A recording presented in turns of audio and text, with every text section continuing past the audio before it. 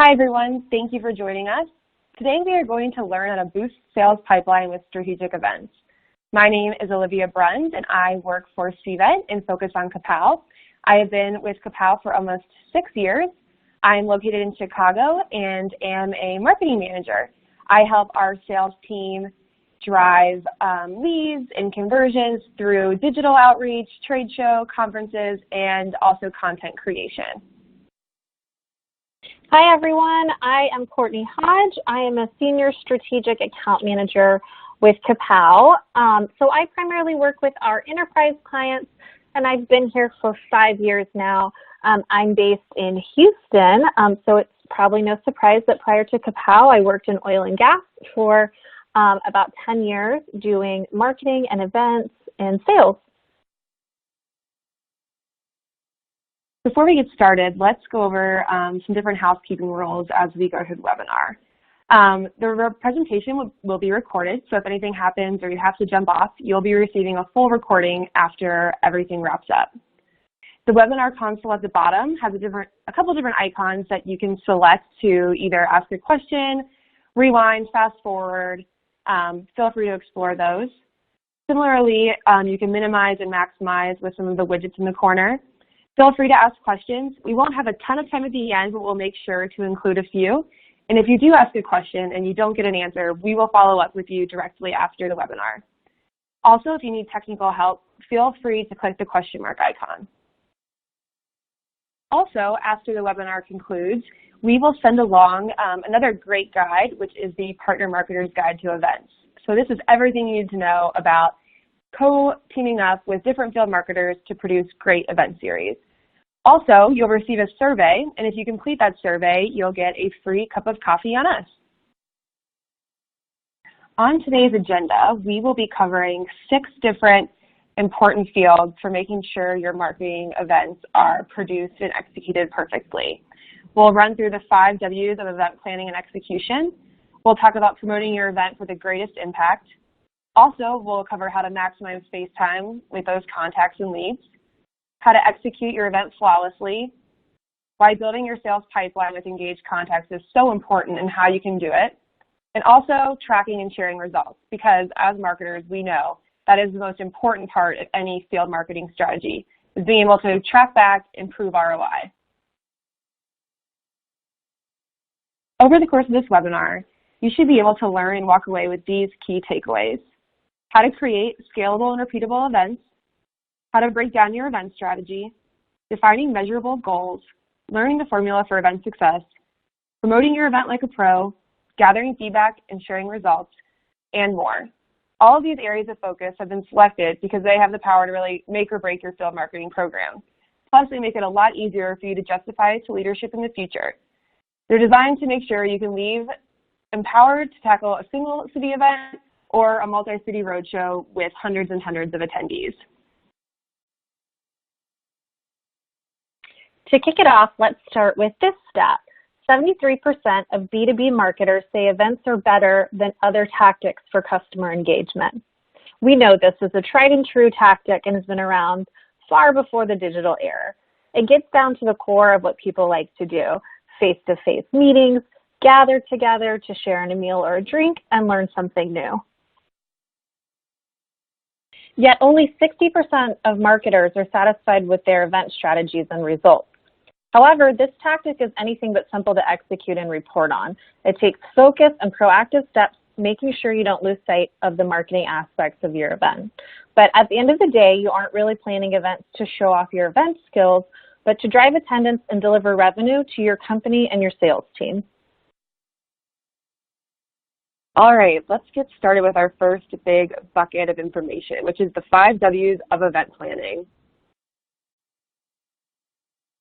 These may seem kind of like common sense, but at the end of the day, with so many moving pieces and so many things to take into consideration, it's good to kind of sit back and review the foundation of event planning and kind of what you need to start with when you're picking the perfect event. So first off, consider the why of hosting an event. That's pretty much the biggest driver, and if you don't have that figured out, you might want to reconsider your whole event strategy. Who is your target audience? Again, extremely important. At the end of the day, that is sort of who you're going to look back to judge success. What ideas and content do you want to share? This is a really great factor to kind of reconsider for marketers because we usually drive the content and the ideas. So having a thorough understanding of what you're going to share information-wise can really make or break, on-site engagement. Where is the ideal location or venue for your event? Kind of speaks for itself, as does when is the perfect time to host your event. But together, if you master these, you're going to have a great strategy and really drive attendance. All right, let's jump back to the why. We'd be remiss not to stop and think about why you actually want to execute on this field marketing event or event series. There are a lot of different reasons why you host events, but sometimes they're not as obvious. So first off, it could be acquisition. You can use events to acquire new contacts that are outside of your CRM that you don't already have a relationship with. This is going to be a lot higher level top of funnel. You can also use events for nurturing. These are typically customers that you already have relationships with. They're in your CRM. They might engage with your newsletters, and you're looking to kind of move them deeper into the funnel. Appreciation. Typically, these are going to be very engaged. Your sales team probably talks with them regularly, and they want a way to kind of deepen the relationship and really show them how much they mean to the company. Awareness, getting your name out. This is going to be, again, a little more top of funnel, but if you've had a big change or a shift in focus, awareness can really be helpful anywhere for any type of customer or net new lead. Or education. This kind of goes hand in hand with awareness, but if you've done a big product update or new leadership or you're changing focus, having an event series or a roadshow to focus on educating your customer base or your prospects is a great way to really make sure that messaging is hitting home and that they're there paying attention and they're going to walk away with some great information. Yeah, I totally agree. I think once you figure out the why, the rest of the event will fall into place a lot easier. And no matter what your why is, the end goal and what the why should support is building sales pipeline and delivering revenue. It's sort of like going to the grocery store without a grocery list, and then you just get it home and you have a bunch of random items that don't actually get you through the week or make a meal. So I think the why of planning an event is really, really important. That's a great example, Courtney, which, it kind of lends itself to supporting the stat that 79% of U.S. marketers generate sales using event marketing. So no matter what the intent is and the why of the event, you kind of have to make sure it always is going to support that end goal of increasing sales. So whether that's a sale in a couple of weeks or a sale in maybe a year, depending on what your sales life cycle is like. But whether it's awareness, education, or nurture, acquisition, those are different stages of the funnel with why, but they're ultimately all going to boil up and help you do that sale. So that's why 79% of marketers use it as, one of their number one tactics for driving sales. All right, so this next area of focus isn't actually one of the W's of planning your event, but it's something that couldn't be more important, especially for marketers. So before you kind of jump into the next stage and keep planning your strategy and your event series, you need to figure out what your KPIs are, whether that's going to be actualized revenue or social impressions, follow-up meetings, demos requested. All of this needs to be figured out early on so that you know how to track it. Because if you wait too late or do it too far into the event, you're going to be missing out on data that you could be really harvesting and using, for additional outreach or a nurture program later in the year. Figuring these out and having different tools in place so that you can track them and share them with either management or with the other individuals on your marketing team will make sure that you're moving down the right path, that everything you're doing is for a reason, and that you can really kind of attribute revenue down the road to all the different touch points and engagement points that that were brought on through your event planning. Next up is the who to invite. Obviously, if your event's going to be successful, you need to be inviting the right people and really understand the personas and companies that are in attendance. So what's some great things to review beforehand and before you send out your invitations and pull those lists is figuring out your ideal attendee. So this is really, really stage one, high level, pie in the sky. Who do you want to attend? Who's going to help you reach your goals? And who also is going to benefit from the why of the event?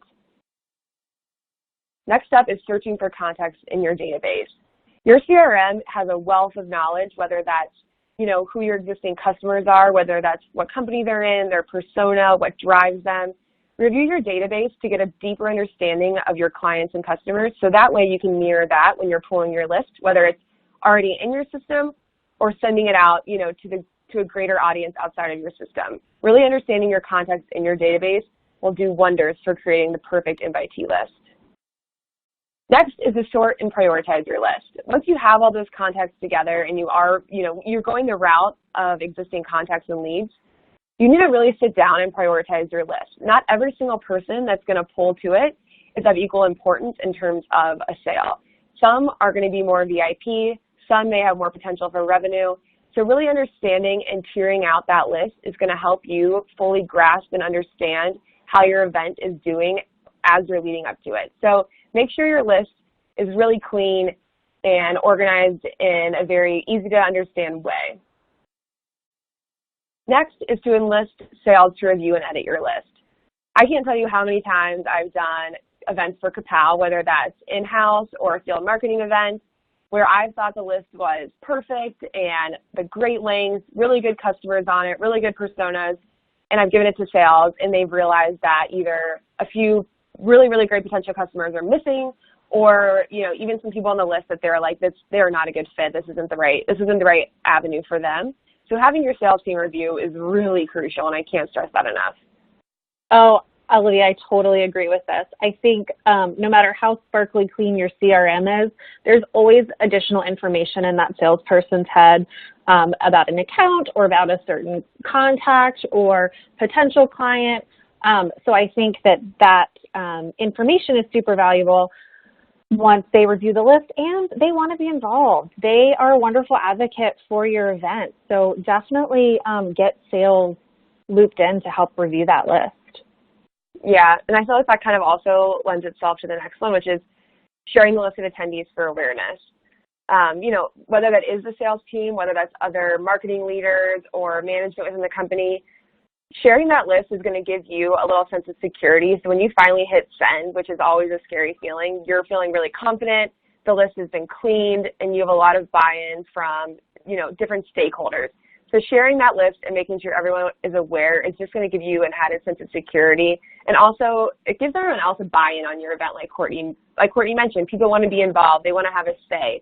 So pull them into the fold and have them review your list, because it's just a great way to ensure quality.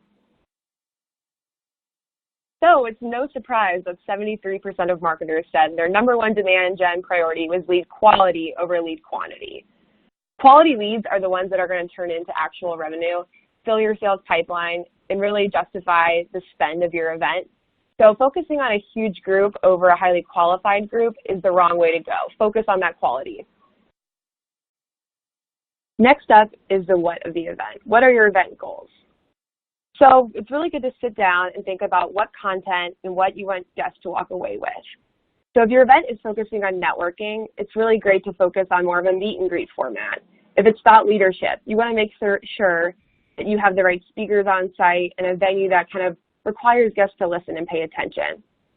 If you want it to be focused more on a product release or a product update, having a venue that's a little bit more cohesive for a presentation, it has great AV, great screens, etc., is going to really lend itself to making sure your event is a success, and that's going to support the what.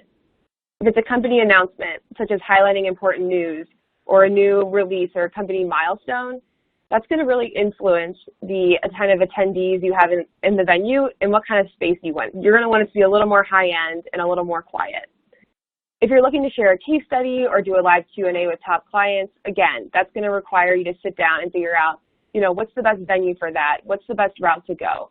So really figuring out what the event goal is and what you want guests to learn or understand or listen to while they're there is really, really crucial. The what is really going to help you figure out your where. So you probably want to start high level and first determine city. So this also lends to the who.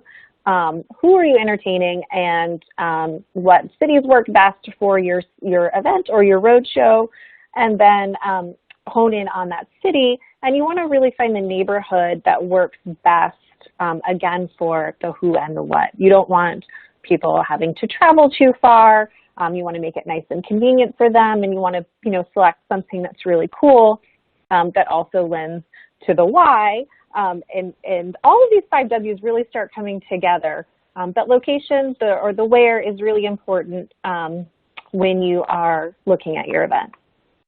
Yeah, definitely. And I think it also is important to remember that if you are making your guests go a little farther because the location that you want is just so cool, it needs to be cool enough to drive them to the event. So kind of balancing that is important. We'll touch on that in a little bit.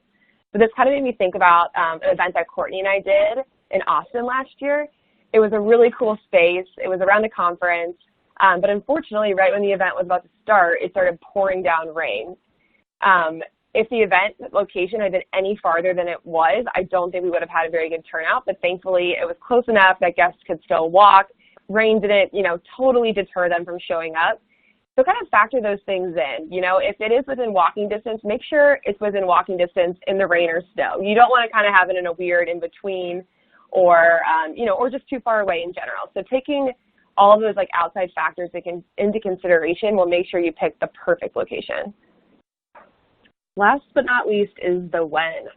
When is the perfect time to have your event? You really need to figure out who you're inviting. Typically, it's going to be a corporate audience. So you need to take into consideration that post-work hours is probably going to be best, but you don't also want to rule out the power of a lunch and learn or a breakfast. Based off of our study and data of the events that we produce for our clients and field marketers, Tuesday, Wednesday, and Thursday always stand out. They're kind of the best days for doing any type of B2B or B2C field marketing events. People are going to show up. They have a little bit of extra, personal time after work or that lunch and learn. But it's really important that you still take into consideration how long the event's going to last. People are giving up their personal lives and having to rearrange things. So being very conscious of what the perfect time is going to make sure that you aren't compromising turnout. 64% of events for us have started between 5 p.m. and 7 p.m., and 83% of those events lasted between 2 and 3 hours. So take these stats into consideration to make sure that you're really planning an event series or a road show that's conducive to everyone's schedule and drives them to come. With the 5 W's completed, there's one more thing that you would be remiss to not walk through before pulling the trigger on any type of event. You really want to make sure that you match the event type with the event goals and who's attending. So for instance, if you're doing some sort of nurture with existing relationships, a group activity is a great way to go. It's something different, it's cool, it provides a lot of easy talking points, and it's memorable. And since these people already know you, you don't necessarily need to sit down with them at a dinner and, really get into a deep conversation. It can be a little more fun and lighthearted. Or if you're doing a client acquisition or a nurture again, you could do a movie pre-screening, which a lot of field marketers love. You have a great opportunity to get your brand in front of a lot of people, net new clients in the door, and it really gives you a really unique and exciting experience that people don't get invited to very often. Or if it's a large networking or client acquisition event, just a standard cocktail reception can work. If you're inviting a ton of people, you don't have to reinvent the wheel, but it is really important that you try to match your event type with what your goals are and who's going to attend. And field marketing events are even more kind of harder because you want to make sure that you have an edge and that people are excited about it, because as marketers, we want to make sure we're being unique and creative. Courtney, when you do your field marketing events, are there any that really stick out to you or that you find your clients like? Yeah, actually I'm working on a roadshow series right now for 15 cities. They are targeting more decision makers, but they have some really good content that they want to discuss. So we're doing a lunch and learn series, but like you just said, field marketers want to be unique. They want to drive attendance. So we're adding on a retail pop-up to the lunch and learn just to differentiate their events a little bit and help drive attendance. But no matter what type of event you end up going with, it's really important that you take into consideration these 3 factors. The coolness. So obviously we all know what's cool and what's not cool. So making sure that your event either has a really cool retail element or that movie like we mentioned before, that can really, really help with all of your campaign and your promotion. Similarly, convenience. So the location part, it plays a huge factor. So if your event is cool, but it's not convenient, you might be having a decent balance, but it's really important to take both into consideration. and similarly compelling content. So making sure that there's some sort of value add to your event, that you're teaching something, guests are walking away with a new outlook or a new understanding of your company. We're not saying that you have to have all three of these at 100%, but if you find a good balance between the three, or if you have emphasis on the coolness and the compelling content, but it's not super convenient, that shouldn't hurt your turnout. You want to make sure that you're really heavy in one, or at least have a good balance in order to drive attendance and get people to show up. So with your 5 W's figured out and your balance between coolness, convenience, and compelling content, there's one other important piece, and that's your timeline. And the average B2B company spends 5 to 8 weeks planning an event. I personally think that's a little bit on the short side. You know, from my personal experience and with working with my clients, I think that I'd give myself a little more time. You're never going to regret having extra time on the front end to make sure you get everything perfect. All right, next up is driving attendance. As we already kind of alluded to in the prior sections, this is kind of what's going to make or break it from a marketing standpoint. If you don't get people in the door and get those face-to-face conversations and interactions happening, you're going to have a really hard time proving ROI at the end. So driving attendance could not be more important from a marketing standpoint. Let's run through some high-level invite strategy techniques or things to take into consideration. So first off is group your invitees and start with VIPs. As we mentioned earlier, when you're doing that list segmentation and cleaning it up, it's good from the very beginning to have some sort of criteria or, goal for your top VIPs and what you want to achieve with them. So group them first, send them invitations first, because, you want to make sure that they get in the door. So if you need to run some sort of incentive or give them, a little extra love to get them in the door, you should start that early. Second is to consider email open and response rate.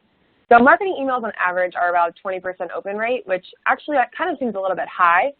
And response rates can vary greatly based on the relationship strength in the funnel stage. So you want to make sure that you're monitoring every single invitation that goes out, every kind of email that's sent to these invitees, because that'll give you a good gauge of where you're standing. So if you see that you're having a really low open rate from the very beginning, you can make some tweaks to expand your list and get a greater reach. If you see that your emails and your invites are getting an amazing open rate and people are really engaging with them, then you don't have to allot a lot more time towards, pulling new lists or finding new ways to reach out. So really keep an eye on that, and I'll make sure that you're in the know throughout the whole event life cycle. Also, account for attrition when the day of the event comes. So typically, field marketing events experience about 20% attrition. It's never fun to anticipate that. When you see 100% attendee or RSVP yes, you don't want to in the back of your mind, think to yourself that, 20% of those won't come. But you're going to be kind of putting yourself in a bad spot if you don't. Unfortunately, a lot of things come up. People have personal responsibilities and other conflicting, events and things happening. So accounting for that 20% attrition will allow you to kind of go over the max guest count and actually build those guests in. So go a little higher than what the venue tells you or what your goal is, because you're going to have a little bit of attrition at the end of the day. Also, hold sales accountable for follow-up. We've already talked about this, but they're your advocate, and they know these people inside and out. So it's really, really good to make sure that they're following up on any kind of email click or phone call or anyone that, might get an impression. Ask your sales team to do some one-on-one outreach, whether that's a phone call, an individual email, or even them visiting, the customer on site if they have a really strong relationship. Following all four of these is really going to make sure that you have a good grasp on what your invitee list looks like and where it stands throughout the event life cycle. Yeah, I totally agree about holding sales accountable again. I think they are your advocates. They want to be involved, and they have a knowledge of those clients and those accounts that, and usually those personal relationships, so their one-on-one phone call, email, follow-up can really change be the attendance driver for that person. Yeah, definitely. I see a huge spike in RSVPs once the sales team has some sort of campaign where they reach out for me after the marketing push. That's great. To help support how important that engagement aspect is, we found this really good stat that 91% of event professionals stated that increasing engagement is an important priority for the organization. So I would say almost treating each email and each invitation send and each sales phone call to invite these guests as like a little mini campaign for engagement. So even if even if you get an RSVP no, or someone reaches out and says that they can no longer attend, that's still a touch point and you're still increasing engagement. So if you're looking at this from a marketing standpoint and the goal is to increase that engagement, every single channel of outreach is going to work in your favor and help you kind of prove ROI at the end, whether the guest actually attended the event or it was just a lead that said no. I totally agree. I have had clients forward me invites that they've received and said, hey, I can't make this, but I've been meaning to reach out to you about this event request I have.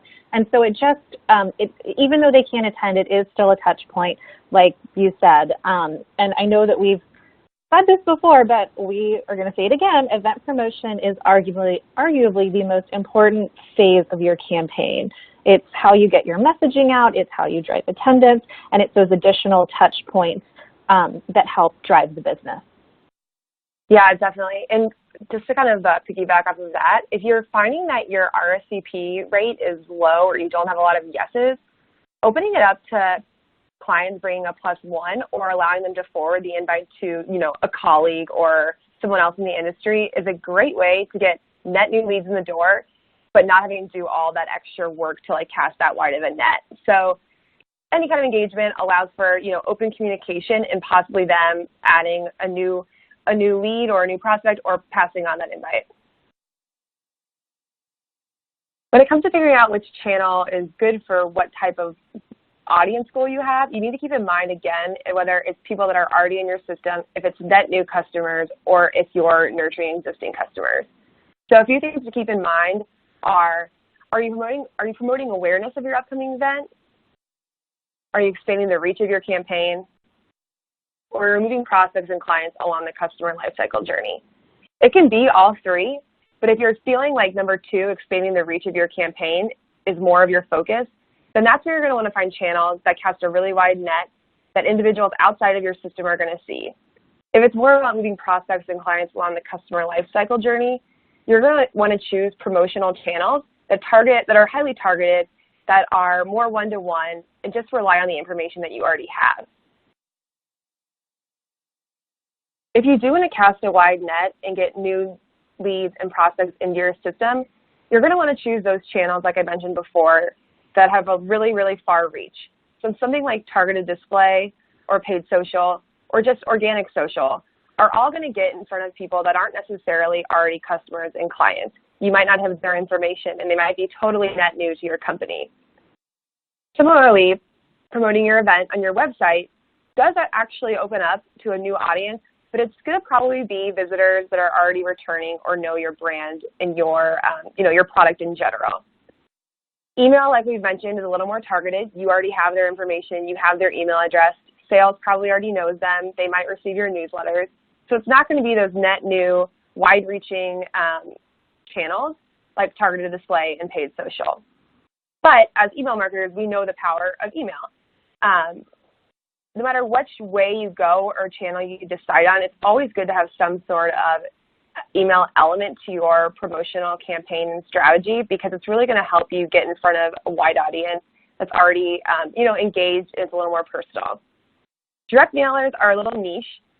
If you're doing something that's like highly creative, such as a movie venue buyout, like we mentioned, a direct mailer is a really actually cool way to drive individuals that might kind of be ignoring your invites or don't really feel like it's personalized or directed to them. For instance, I want to say in the past we've done a movie with Star Wars and sent our leads and prospects tiny little Star Wars memorabilia. So keep in mind, if you have a theme, that a direct mailer could be really great. With direct mailer, I do think that you have to be thoughtful and creative, like you mentioned. If a direct mailer is done wrong, it can be antiquated so easily, and you could come off as kind of old school. But if you do it right and you do it creative and you do it smart, they can be really effective. So don't send anybody any pens or notepads, because you might look like it's 40 years ago if you do that. But if you get creative with it, we are very much in support. But to get a little bit deeper into the channels and a little more, very targeted one-to-one is obviously sales outreach, which we've mentioned before. And then that'll all drill down to the day of the event. So if you want to start at a higher level with targeted display and then move through the journey and get a little bit more targeted, you're more than welcome to do so. But it really depends on how much spend you have and how big of an event you're looking to host. So you can come in at any point of this funnel. But just something to keep in mind, and I know as field marketers, email marketers, any type of marketer, you need to be able to track all of this. So make sure you're adding UTM tracking to all of your parameters, so that way, post-event, you can see, what drove the most engagement, what drove the most RSVPs. Also, it's a good thing to keep in mind is differentiating messaging by channel. If you're reaching out via email, you might want to highlight different things than if you're doing, a website landing page, or give your sales outreach team a different kind of template than what you would have on your paid social post. So really making sure that messaging fits the channel is important. Back to how important email is, 74% of marketers say email is the most commonly used tool for event promotion. It really is important that no matter which channel or tactic you think is going to reach your target audience the best, that you incorporate some sort of email outreach, because at the end of the day, it's a really good foundation. It's pretty quick and easy, and it has a lot of return. So as we mentioned earlier, a lot of marketers start pre-planning 6 to 8 weeks before their event. I still personally feel like you can always give yourself a little more time. You won't regret that. There isn't one timeline that's going to work for everyone and for every event, but this is just a great place to start. So you can start 6 to 8 weeks before with your event and social, your save the date. Also keep in mind that once you are starting your event promotion, you've already secured a venue, you've already gone through your 5 W's, you've already done that piece. So we've already figured that part out, and now we are ready to promote the event. 4 weeks and actually, before, to piggyback on that real quick, we've had clients that have sent their invites and then for some reason had to change the venue or change a big part of the event. It's really important before you send anything out that you feel confident and everything's confirmed. Oh, agree completely. It's always a little bit of a headache when you start sending events and something with your venue falls through. Yeah, that's not good. So about 4 weeks before is when you want to get your invites out to your VIPs. As we mentioned, you're going to have you could have a tiered invite list. I just would recommend not letting your quote-unquote B list know that they're the B list. So you still want to keep those invites pretty close to when the VIPs are invited. It's just like when you're doing your wedding invite list, and you may not have room for your great Aunt Sally until someone else declines, but you don't want great Aunt Sally to know that she wasn't on the A list and wasn't a VIP. So you want to keep those pretty close together. You want everyone to feel special and invited. So yeah, definitely. We get our invites out, and then leading up to the event, 2 to 3 weeks before and 1 to 2 weeks before, you want to keep that engagement going. We talked about this earlier as well, as all of those touch points can really play a part in not only driving attendance, but furthering just relationships for your sales folks. So you can send RSVP reminders. So to those folks that were invited that haven't RSVP'd yet, ping them again, have your sales folks do one-on-one outreach to follow up. And it's really important for the people who have RSVP'd that you are reminding them of the event too, just so you make sure it's on their calendar. If something comes up, they can cancel their RSVP and it's not a surprise day of. But there's multiple touch points along the way in your pre-event leading up to event day that are really important.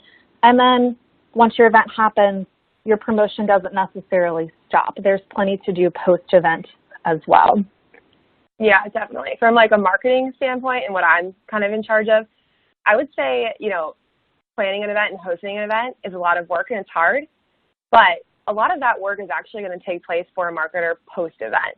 So promotion doesn't stop when the event takes place. You need to keep promoting that event. So follow up the next day with a thank you or a sorry we missed you. Segment those lists so that way you can have targeted message depending on what action the either attendee or invitee took.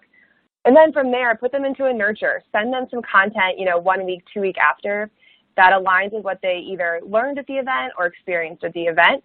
And that way, that journey and how they understand your company or their relationship with you can just get that much more robust and deep, and you can move them deeper and deeper into the funnel, which will hopefully turn into, realized ROI. Now for the fun stuff, event execution 101. So all of that hard work, all of that promotion, all of that research and alignment, it's all coming down to this one day or maybe a couple of days if you're doing a road show.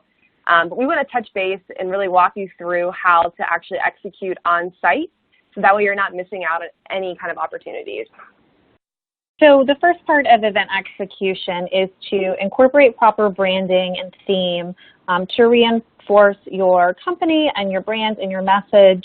I think it's really important to theme or create your branding through the whole event process. It just makes your event so much stronger. And if you are hosting a multi-city event series or a road show, having that consistent brand and theme throughout the campaign will just drive home your message. And it's so important to have signage on site, whether it's wayfinding or your logo or whatever that looks like for your organization. You've seen it happen before where people show up and they don't really know where to go, they don't know who's hosting.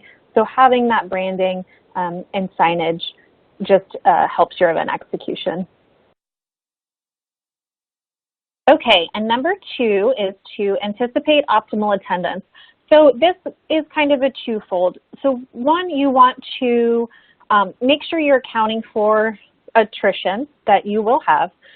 Like we said earlier, it's about 20%, but as you start doing more and more events, you'll figure out exactly what your attrition looks like, and you'll be able to see that trend over time. But you also want to be prepared for any overages. So I would just keep an open line of communication with your event planner or with your venue and make sure everyone is on the same page so that there aren't any surprises day of with a lesser headcount or an increased headcount. Yeah, definitely. Especially if you're having a dinner or something that requires more of an actual number, it'll look a lot better if you have like 3 seats open than 3 people standing waiting around for a seat. So even though you're having attrition in mind, go on site day of and kind of anticipate everyone to show up, because at the end of the day, it's going to just run a lot smoother if you have those extra spots available versus trying to squeeze people in or cram them into a space. And number 3, prep your on-site team. So I know we get on site, and as marketers and event planners, we think we can do it all, but you need support. You have a team there to help you. Create your run of show, send that out ahead of time. We know that not everyone reads their run of show emails, so have a quick huddle at the beginning of the event and just make sure everyone is on the same page, and you can assign tasks, which we'll talk about in just a second a little bit more. But make sure your on-site team, your internal team, and your venue contacts are all on the same page. It'll make everything run much smoother. Yeah, if you're the only person with all the information in your head and, the vendors' names and the phone numbers and the different, mile markers for the event, it's going to be really hard for you to maintain all of that, plus do all of the other responsibilities. So make sure you're sharing the knowledge in your brain with those teammates that are there to help you. So number 4, create an optimal event workflow and assign tasks. That goes right along with prepping your on-site team, is just being organized and having everything outlined, and we'll go over a sample here in just a second, but you can't do it all, and you always look better if you have people around you who can support, and everyone is in the know on the timeline and what all is going down in the flow of the event.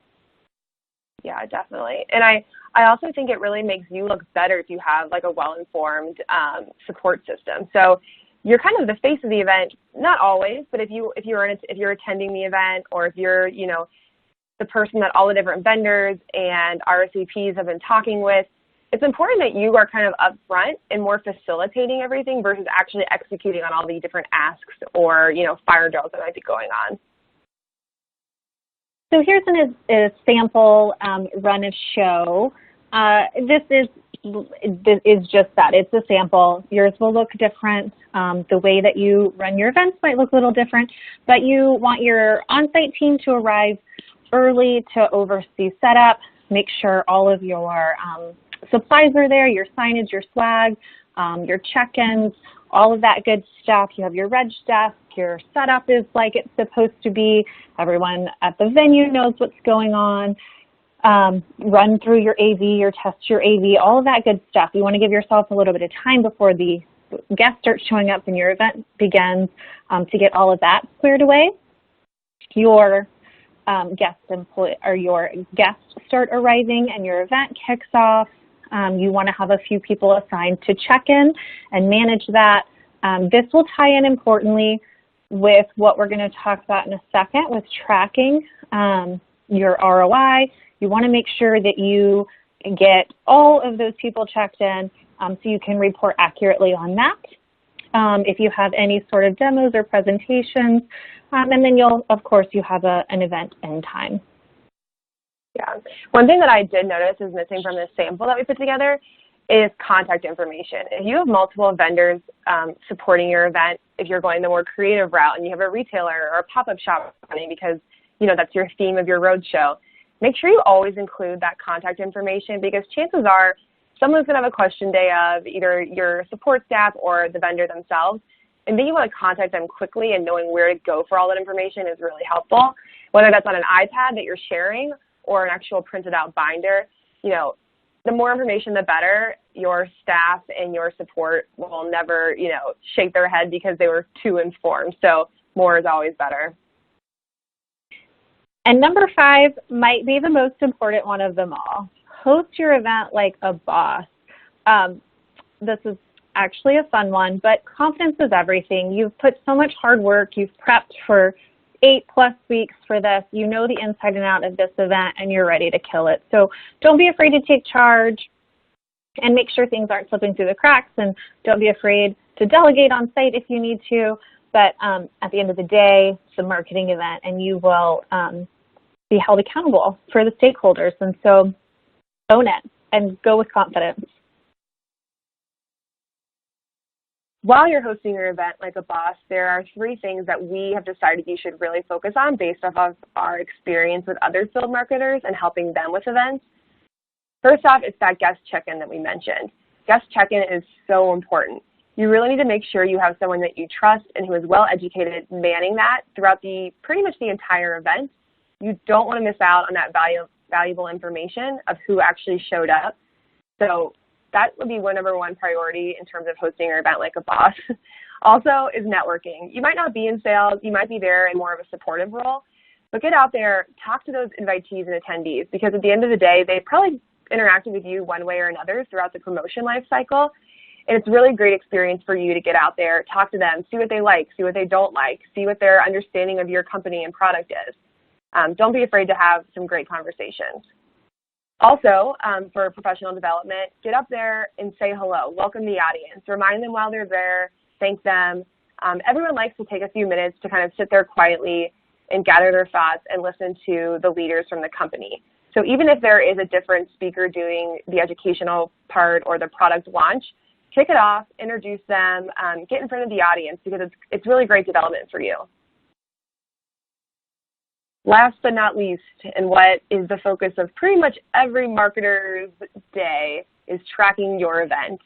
This is what's going to really pretty much make or break your results in terms of data and being able to prove revenue. If you're not tracking every piece of your event from the promotional links to the check-in, you're going to miss out, and that's not what we want for you. So make sure that tracking your event is high on the list. We're going to walk through some of the best practices that we've found internally when doing field marketing events, but what we've also heard from our customers and clients. Tracking event results is one of the hardest parts for any marketing team. Unfortunately, there isn't always a great way to do so. A lot of tech and technology have come out in the last 2 years to support, reporting and executing events, but some systems and tools aren't quite up to date yet. So you might have to figure out an ad hoc way to record and report your tracking. But what we will say is the more people you can get involved, whether that's like your stakeholders or your teams, and making sure there's a feedback loop throughout the whole entire life cycle, will just make sure that they're in the know. So if something does pop up with your tracking, they know that, it was unexpected and that they're already kind of up to date with how everything went. So keep people in the loop throughout, the start all the way down to the finish when you're reporting and doing tracking. Even though so much tech and support and different products have been developed over the last few years, 82% of marketers still say they cannot qualify data received from attendee interactions at their events. So it's a big problem for a lot of marketers, but there are ways to solve it. So here are 4 top tips for tracking. There's actually a laundry list and a lot of different ways you can go about this, but these top 4, in our opinion, will make sure that you're thinking about the right things and that you're able to build upon them. So number 1 is adding your RSVP list and attendee list to your CRM. This should happen multiple times throughout the event lifecycle. So even before the event happens, you should be getting any net new leads that you're winning from targeted outreach or website landing or any kind of form fill.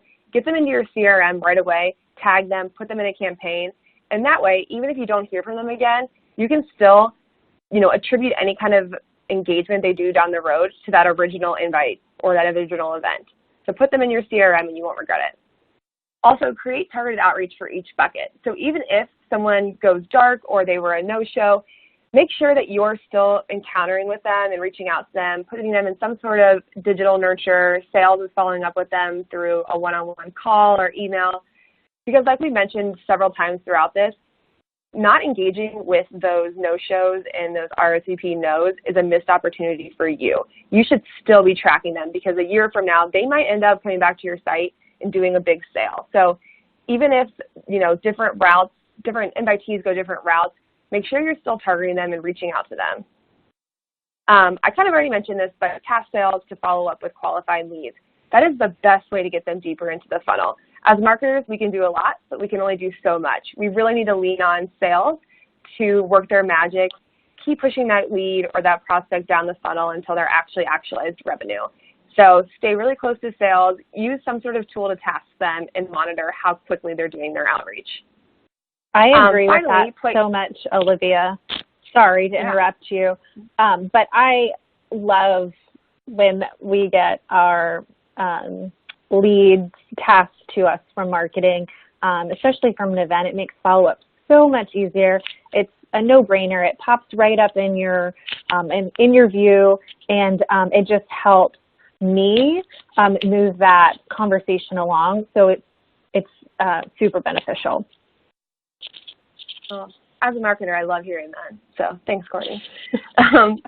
And back to the final one is to place all your leads in a tracking campaign, which, again, I kind of mentioned earlier. They kind of all build on one another, but put everyone in a campaign because if you have them just living, isolated within your CRM, you're not going to be able to attribute any sort of future activity to your event. And you want to be able to do that because that's what's going to give you the power to do repeat events and to do more series in the future and maybe even, increase your reach and do more markets. So every single person that interacts with your campaign, whether that's the first, invite list send or someone who shows up unexpectedly to the event, get them in a campaign and start tracking them. These tips are a little less data-driven and they're a little more qualitative and best practices, but we wanted to make sure that they're still top of mind for you. After your event wraps up, get stakeholders in a room and discuss these. So talk about, did you meet your goals? Depending on what you decided with the why, who, where, when to host your event that we discussed earlier, you'll be able to actually sit down and quickly decide if you met those goals from a more qualitative standpoint. Also discuss, were there any standout interactions? This is where you can bring sales in and ask them, did someone really, really engage with you? Were they excited? And that way you can put them in a customized drip, send them a gift, or maybe just make sure they're always invited to your future events. You want to get as much feedback as you can. So if someone really stands out, you want to be able to document that and tag them differently. Also talk about how progress is going with follow-ups. If your sales team or SDR team is swamped with other things, maybe it's good to kick off with just a generic thank you email to buy them a little bit of time. you just want to make sure that you're not going silent after your event. So meeting up with sales, figuring out what their pipeline's like, and getting progress on follow-ups will let you know how much help you need to give them after the event ends with follow-ups.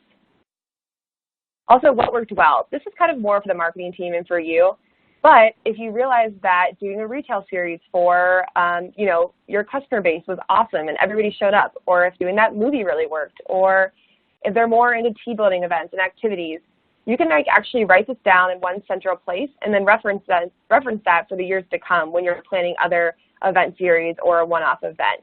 You really want to track what you liked and what you didn't like so you can repeat that in the future. What could have been better? This kind of goes off of number 4 and what I already discussed, but discussing downfalls isn't a bad thing. You need to realize and talk through anything that fell short, and that way you don't do it again in the future. So if for some reason you thought the event was too short or too long, you want to discuss that with stakeholders, admitting a little bit of, not failure, but admitting that something could have been better is not going to be directly impactful on you, but at least you'll have it as support. So if you notice that certain leads aren't converting, you can actually discuss that and reference that in the future. Also, you need to figure out, would you do it again? Why or why not? This decision can't be based completely on only qualitative data. You need to actually have that quantitative data as well. So although we added it in here and you should give your point of view from how you thought the event went down, you're going to need 2 sides to support this one. But it's really good to get feedback from the sales reps, from the other marketers there, from management, and see if they liked it. Did they think that was a good tactic, or did they think it fell short? So open discussion as to if you should do it again in the future will help you better know how to plan for the following year. And with that, we are coming to the end of our webinar about how to boost sales pipeline and drive revenue with strategic events. But before we end, we just want to recap a few of the really important items, because I'm sure you guys have all retained every piece of information we've given you, but we want to make sure you know the ones that we find to be even the most important. We know that events aren't easy, but they are so powerful. So from start to finish, these are a few things that you should keep in mind. Define and include your stakeholders and contributors early and often. Getting them engaged, the sooner in the pre-planning, the better everything will be. Number 2, lean on the 5 W's of event planning. These are super critical. Think through all 5 W's when you are planning your event, and you will be set up for success. Number 3, be strategic and early with your event promotion. When you're thinking through your event promotion, you may be looking at your RSVPs and you have to switch up your strategy a little bit, or your channel a little bit, or your messaging a little bit, and that's okay. Just keep an eye on it and just be strategic and know that it's okay if you have to shift. Number 4, develop a solid on-site plan and find support. So when you are in the midst of event execution, I can't stress enough how important it is to keep your team on site, looped in, let them help you. We know that you got this, but you have a team there for support. And number 5, from no-shows to engaged leads, make sure you're tracking all of your invitee data for reporting and attribution purposes. We can't stress the tracking enough, and the touch points that you get from this data. All of these things come together, and you will build sales pipeline. That's very true, Courtney. That tracking piece, it really can't be forgotten, because it's kind of the backbone of how a marketer is able to support future event programs. Like we said a million times now, events are essential to the B2B marketing mix. You can't forget about them. People want an opportunity to meet you face-to-face, to engage with the sales team, to learn something new, to actually experiencing something. So even though digital and content are powerful, powerful tools, event marketing is something that can be, when done correctly and strategically, is super effective, especially when you drive tech into the equation and bring some sort of tool for monitoring your RSVPs and your check-in and your tracking. If you can marry tech with event planning, you're going to be set up for a lot of success, and you're going to drive revenue that's going to take you to the next level and help your company meet their goals. So that concludes our webinar about how to boost sales pipeline with strategic field marketing events. Thank you so much for joining us today, and we hope you learned a lot of different exciting and useful tactics that you can use in the future. Field marketing events are such a cool experience and something that every marketer should use to, satisfy and help their sales team. So we hope that you're able to use some of these in the future, and thanks again.